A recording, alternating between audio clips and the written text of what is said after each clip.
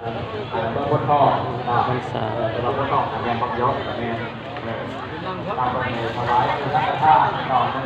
และตัวใจหลอกไปต้นชิ้นต้นแต่พอคนที่ไม่ใจดีก็แกงผิดเราได้เลยแมนแต่การตั้งท่าของพวกออกผู้ดมไส้เมออกพิพาจันทร์นำลงเลยของพวกถวายเพื่อจะนำตาตะขากับคนต้นเลยนอนตาแต่พอเป็นไม่ใจหาที่ปัจจุบันเราตาจะดูแน่แล้วก็ต้องหาคนที่ประชันเรียกออกโลละนั่งเราแข่งตะวันของมีคนวัฒนธรรมเรื่อยมาที่บัณฑิตเราเลยเรียนจะรับประทานอาหารของคนที่เคยเกี่ยวกับเราเป็นอยู่ที่นี่